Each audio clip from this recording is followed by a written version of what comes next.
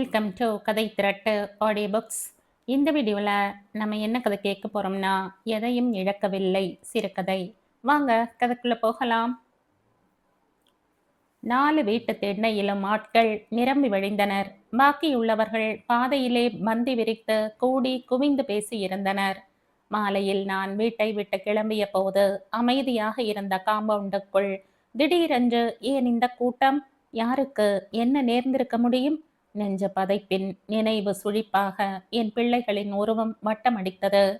ஈஞ்சூர் செல்லத்தம்மாவின் பொறுப்பிலே என் குழந்தைகளை விட்டுவிட்டு வெளியே புறப்படும் பொழுது இப்படி ஒரு வரவேற்பு காத்திருக்கும் என்று எதிர்பார்த்திருந்தேனா? துடிக்கும் நெஞ்சுடன் செல்லத்தம்மா வீட்டை நெருங்கினேன்.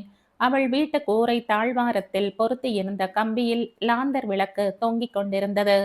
உள்ளே இருந்த சமையல் மணமும் தாளின வாசமும் கமகமக்கவே அவளிடம் விட்டு சென்றிருந்த என் குழந்தைகளுக்கு விபரீதம் எதுவும் நிகழ்ந்திருக்காது. செல்லத்தம்மாவின் வீட்டுக்கு கிராமத்தில் இருந்து திடீர் விருந்தினர்கள் வந்திருப்பார்கள். அதனால் தான் இத்தனை தடபுடல் என்பது புரிந்தது. அவள் பொறுப்பில் விட்டு சென்ற என் குழந்தைகள் என்னவாக இருப்பார்கள்? என் குழந்தைகள் செல்லத்தம்மாவுக்கும் அவளது கணவருக்கும் செல்ல குழந்தைகள். பிறந்த 2 மாதத்திற்குத்தான் குழந்தைகள் எனக்கு சொந்தம். அதற்கு அப்பால் பால் ஊட்டும் நேரம் தவிர்த்து பாக்கி வளர்ச்சி எல்லாம் செல்லத்தம்மாளின் வீட்டில்தான். காலை நீட்டி போட்டுக்கொண்டு மடியிலே என் குழந்தையை தவழ விட்டு கொண்டு தாலாட்டு பாடும் அவளது குரலின் இனிமையிலே குழந்தை சுகமாக தூங்கி போய்விடும். வாசலிலே நிறைந்திருக்கும் அத்தனை கும்பலுக்குமாக சாப்பாடு தயாரிக்கும் வேலையில் ஈடுபட்டிருந்தாலும் நான் வருவதைக் கண்டதும் அத்தனை கூட்டத்தையும் தாண்டி வந்துட்டியா சாரதா என்று அவளிடம் விட்டு சென்ற பொறுப்பை என்னிடம் பத்திரமாய் ஒப்படைக்கும் பாவனையில் வரவேற்றாள். உன் வீட்டுக்கு என்ன திடீர் விருந்தினர்? என் குழந்தைகள் என்ன செய்கிறார்கள் என்று தவிப்புடன் கேட்டேன். அங்கே கும்பலா இருக்கவே பிள்ளைங்களை இங்கு கொண்டு வந்து தூங்க வச்சிருக்கேன் என்று சொல்லிக்கொண்டே என் வீட்டு கதவை திறந்தாள். ஹாலிலே நீல விளக்கின் மங்கிய ஒளியில் என் குழந்தைகள் 2ம் அமைதியாய் தூங்கிக் கொண்டிருப்பதைக் கண்டு மனதிற்கு அமைதி கிடைத்தது. பிள்ளைகளை எங்கிட்ட விட்டுட்டு போனியா? நான் அவங்களுக்கு சாப்பாடு ஊட்டிட்டு விளையாட்டு காட்டிட்டு இருந்தேன். அப்பத்தான் வந்து நிறைஞ்சாங்க பாரு, திம்மு திம்முன்னு இந்த கூட்டம். வந்தவங்களை வரவேற்று சமையலுக்கும் ஒலையேத்தி விட்டு வந்து குழந்தைங்களை இங்க கொண்டு வந்து படுக்க வச்சேன். அந்த கூட்டத்துக்கு மத்தியில குழந்தைங்க எப்படி தூங்க முடியும்? எப்படி நன்றி சொல்வதென்று வார்த்தைக்கு தடுமாறி நின்றேன். பிள்ளைக தூங்கு மட்டும் எங்க வீட்டுக்காரரு இங்கதான் இருந்தாரு. அப்பால ஊட்ட பூட்டி சாவி என்கிட்ட கொடுத்துட்டு கோயில வாங்க போயிருக்காரு.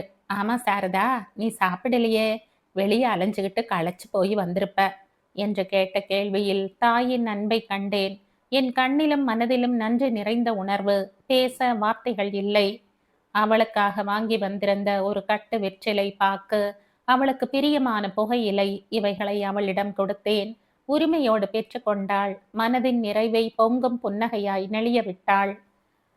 அவளது உயிர் துடிப்பு என்னவென்பதை தெரிந்து வாங்கி வரும் என்னை பற்றி பெருமையான எண்ணம் அவளுக்கு. தாம்பூல சுருளை மடியில் கட்டிக்கொண்டே, சாரதா எப்பவும் இப்படித்தான் என்றாள். அவளுக்கு தேவையான பொருள் கிடைக்கும் போதெல்லாம் அன்பு பொங்க அவள் கூறும் வார்த்தை இதுதான். என் குழந்தைகளை கண்ணுக்கு கண்ணாக பாதுகாக்கும் அவளது அன்பை பாராட்டி அந்த வார்த்தை கூட சொல்ல தெரியாத நான் என் பார்வையால் மட்டுமே நன்றியை தேங்க விட்டு நிற்பேன். ஆமா, வந்திருக்கிறங்க யாரு என்று நான் கேட்ட பின்னர்தான் தன் வீட்டை சுற்றி வந்து நிறைந்திருக்கும் விருந்தினர்களின் நினைவு தோன்றியிருக்க வேண்டும். 6 மாசத்துக்கு முன்னால என்னோட அக்கா பேத்தி புருஷனை இழந்துட்டான்னு போய் வந்தன் இல்லையா? அவ சம்பந்தமா ஒரு கேஸ் நடக்குது. அந்த கேஸ் நாளைக்கு கோர்ட்டுல கடைசி தீர்ப்பாம். சொந்தக்காரங்க அத்தனை பேரும் வண்டியை கட்டிக்கிட்டு வந்திருக்காங்க. சரி, நீ சாப்பிட்டுட்டு கதவை சாத்திக்க. நான் இன்னைக்கு இங்க படுக்க முடியாது. இத்தனை பேரும் சாப்பாடு முடிஞ்சு படுக்க போட பாதி சாம ஆயிடும். பயப்படாம படுத்துக்க. நாங்கள்லாம் வாசல் திண்ணையில தான் படுத்து கிடப்போம். எனக்கு தைரியம் சொல்லிவிட்டு வாசலில் உள்ள கும்பலை கடந்து வீட்டினுள் சென்றாள் செல்லம்மா. அயர்ந்து தூங்கிவிட்டார்கள் குழந்தைகள். தனிமையில் சாப்பிட்ட பழக்கம் இல்லாததால் எனக்கு சாப்பாட்டில் விருப்பம் இல்லை. வெளியூர் சென்றிருக்கும் என் கணவர் வரும் வரை துணையாக வந்து படுத்துக்கொள்ளும் செல்லம்மாவால் இன்று வரமாட்டாள். வாசலில் கூடியிருக்கும் கிராமத்தார்களின் பேச்சும் இரைச்சலும் அமைதியாக படிக்கவோ எழுதவோ முடியாத நிலையில் இருந்தது.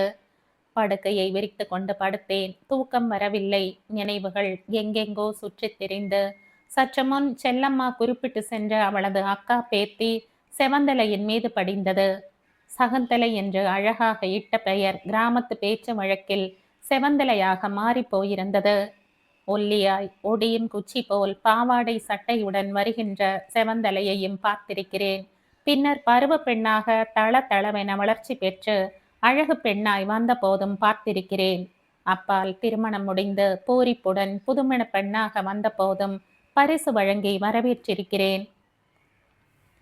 மனம் முடித்த அதே சடுதியில் அவளது கணவனை இழந்துவிட்ட செய்தியை கேட்டு துடித்து போனேன். வாழ வேண்டிய வயதில் வாழ்விழந்து வாடி கருகி நிற்கும் சோகம் போதாதென்று வேறு என்ன தண்டனைக்காக அவளை கோர்த்து கிழித்து வேடிக்கை பார்க்கிறார்கள்? விதி தந்த கொடிய தண்டனையை விட வேறு என்ன கொடிய தண்டனையை கோர்ட்டு மூலம் வாங்கி கொடுக்க போகிறார்கள் அவளது கணவன் வீட்டார்? இத்தகைய நினைவுகளில் குழம்பி தவித்த நான் என்னை அறியாது எப்போது தூங்கினேனோ. மறுநாள் காலை பொழுது பெருத்த பரபரப்போடு விடிந்தது. வாசலிலே நிறைந்திருந்த கிராமத்தார்கள் பேச்சு முழுவதும் கோர்ட்டை பற்றியதுதான். செவந்தலையின் கேஸ் சம்பந்தப்பட்ட பேச்சுக்கு அப்பாலும் அவரவர்கள் வாழ்க்கையில் கோர்ட்டு படியேற நேர்ந்த சம்பவங்களையும் அதனால் அறிந்த அனுபவங்களையும் பற்றி பேசி தீர்த்தனர். பின்னும் சற்று நேரத்தில் அத்தனை கூட்டமும் ஒருவர் பின் ஒருவராக புறப்பட்டு சென்றனர். செல்லம்மா வெற்றிலை பெட்டி சகிதம் என் வீட்டு திண்ணையில் அமர்ந்தாள். ஆமா, ராத்திரி ஏதோ புரியாம சொன்னியே, உன் அக்கா பேத்திக்கு என்ன? அவன் ஏன் கோர்ட்டுக்கு போகணும் என்று கேட்டேன். வாயிலே குதப்பி இருந்த வெற்றிலை சாற்றை வெளியே போய் துப்பிவிட்டு ஒரு டம்ளர் தண்ணீரும் குடித்துவிட்டு வந்தாள். அவக்கோலமான கதை உனக்குத்தான் தெரியுமே சாரதா. கல்லு குண்டாட்டம் வயலுக்கு வேலைக்கு போனா அவ புருஷன் திரும்பி வரும்போது பொணமாத்தான் வந்து சேர்ந்தான். செவந்தலையின் புருஷன் இறந்து விட்டான் என்று சொன்ன அன்று செய்தியை கேட்ட செல்லம்மா அலறி அடித்து மயங்கி விழுந்ததும் பக்கத்தில் இருந்தவர்கள் ஆஸ்வாசப்படுத்தி தெளிவுபடுத்தியதும் நினைவில் எழுந்தது. பின்னர் 1 மாதம் கழித்து வந்தவள் என்னிடம் ஒரு படத்தை காட்டினாள். செவந்தலையின் அழியா அழகை நிலைநாட்ட அழகு கோலத்தில் பதிவு செய்த படம். உடல் கொள்ளாத நகையும் தலை கொள்ளாத பூவும் நெற்றியில் ஒளி வட்டமடிக்கும் திலகமும் கீறிவிட்ட மை அழகும். ஐயோ, இத்தனையும் அழிந்த அவக்கோலமாக பாதிக்கு பாதி சரிகையாய் அமைந்த திருமண பட்டு புடவை. இனி என்றுமே அணிய முடியாத அந்த புடவை அவளை அலங்கரித்திருந்தது. உற்றாரும் உறவினரும் அவளை அந்த கோலத்தில் நிறுத்தி படமாக எடுத்து வைத்திருக்கிறார்கள். இதே நகைகள் இதே திருமண பட்டு புடவை அணிந்த கோலத்தில் செவந்தலையின் திருமண போட்டோவை முன்பு பார்த்திருக்கிறேன். வாழ்வு இன்னதென அறிய துடித்த இளம் பெண்ணின் ஜீவ துடிப்பை அன்று கண்டேன். இந்த படத்திலோ அவளுள் அவனாய் உளிர்ந்த ஜீவச்சுடர் அணைந்துவிட்ட சோகத் துயரையே காண முடிந்தது. எத்தனைதான் அலங்கரித்து நிறுத்தி இருந்தாலும் இழந்தவள் என்னும் முத்திரை அழுத்தமாக பதிந்து போயிருக்கிறதே என்று அங்கலாய்த்தேன். மலையாய் நம்பிய மணவாளனை பறிகொடுத்து நிற்கும் கொடுமையிலும் கொடுமை அவள் கணவன் வீட்டார் அவளை கோர்ட்டில் கொண்டு வந்து நிறுத்தி இருப்பது. காரணம் அறிய விழைந்த என் மனம் செல்லம்மா சுற்றி வளைத்து சொல்வதை கேட்க பொறுமை இல்லாது நேரடியாக விஷயத்தை அறிய துடித்தது. என்னதான் நடந்தது சொல்ல என்றேன். செவந்தலையோட புருஷன் இறந்து 30ஆம் நாள் முடிஞ்சதும் அவளோட அண்ணன் செவந்தலைய தன்னோடு வந்து விடும்படி அழைச்சிருக்கான். பெத்த பிள்ளையை தான் இழந்து விட்ட போதிலும் பிள்ளைக்கு மனைவியாக வந்தவளாவது தன் பொருளாக தன்னோடு தங்கி இருக்க வேண்டும் என்று விரும்பினாள் மாமியார். இறந்தவனின் அண்ணன் தம்பிகளும் அதையே விரும்பினார்கள். முக்கியமாக மூத்த சகோதரன் ராதாகிருஷ்ணன் அண்ணியின் காலில் விழாத குறையாக கெஞ்சி வேண்டிக் கொண்டான். செவந்தலைக்கு எங்கிருந்தாலும் ஒன்றுதான் என்று பட்டது. அண்ணன் தன்னுடன் வந்து விடும்படி அழைத்த போது சரி என்று ஒப்புக்கொண்டாள். மாமியார் தன்னுடன் இருக்க வேண்டும் என்று கேட்டுக்கொண்ட போது அங்கேயே தங்கி விடுவதாக அண்ணனிடம் சொன்னாள். உரியவனே போய்விட்ட பிறகு உனக்கு இங்கு என்ன வேலை? போனவன் குடும்பத்துக்கு உழைப்பாளியாக என் தங்கையை விட்டு வைக்க மாட்டேன். வாழ்வைத்தான் இழந்து விட்டாள், மனதை உரிமையை இழக்க விடமாட்டேன் என சகோதரன் வாதாடினான். ஊர் 2 பக்கமும் பேசியது. மாமியாரின் அழுகையை விட அண்ணனின் அழுகையும் புலம்பலுமே வெற்றி பெற்றது. செவந்தலை பிறந்த வீடு வந்து விட்டாள்.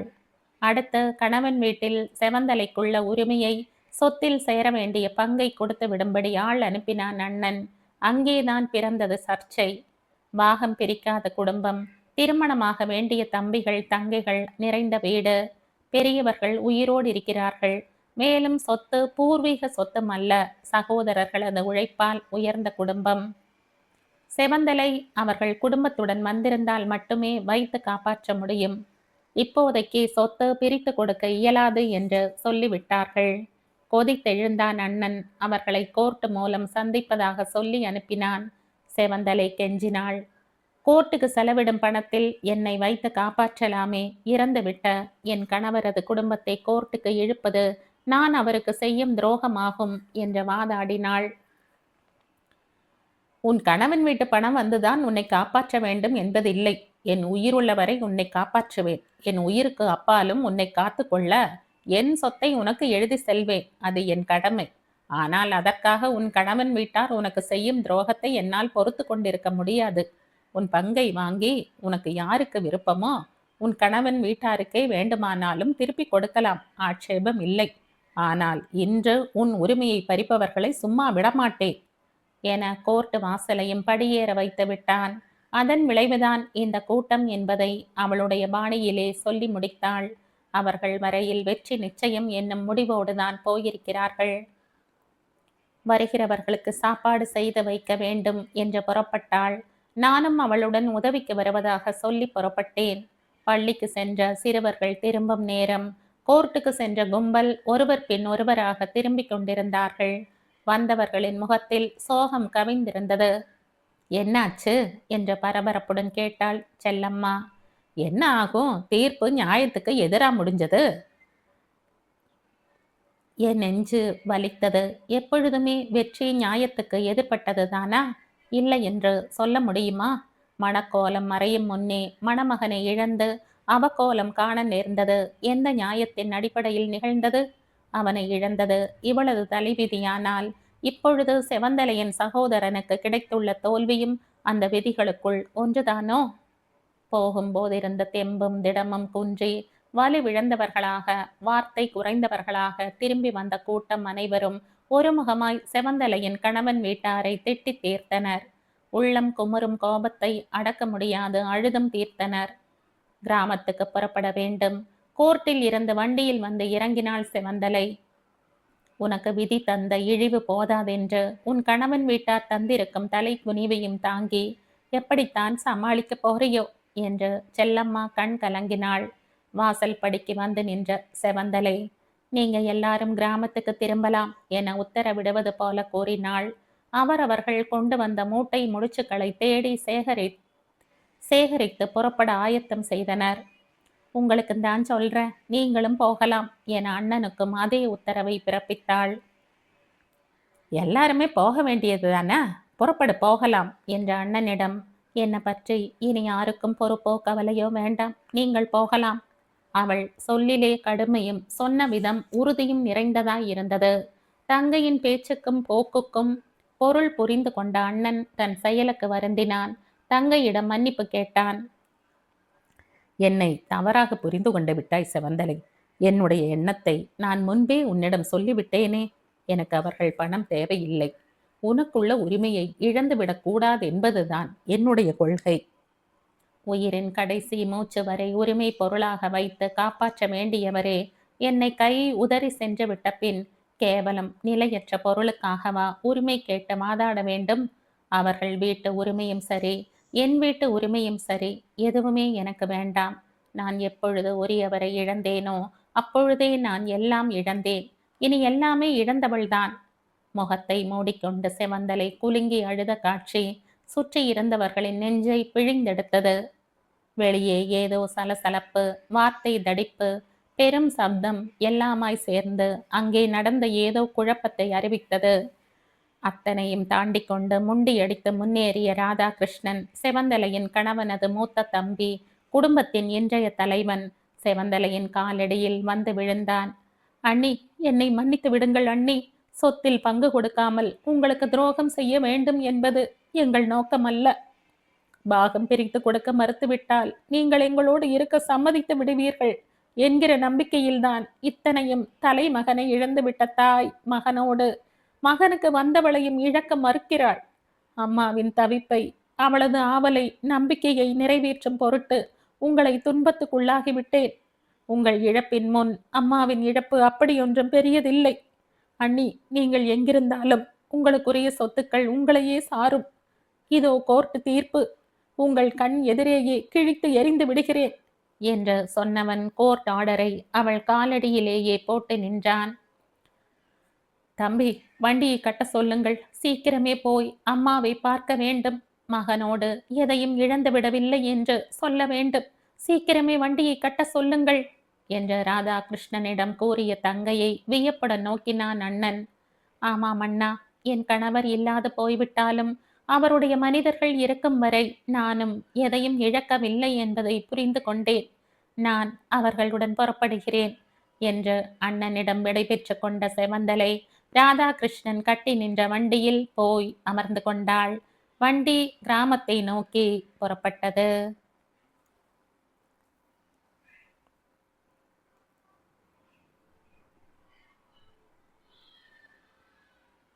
இதோடு இந்த கதை முடியுது. இந்த கதை உங்களுக்கு பிடிச்சிருந்தா லைக் பண்ணுங்க, ஷேர் பண்ணுங்க, சப்ஸ்கிரைப் பண்ணுங்க. மற்றும் ஒரு இன்ட்ரெஸ்டிங்கான கதையோட அடுத்த வீடியோவில் சந்திப்போம். பை. தேங்க்யூ.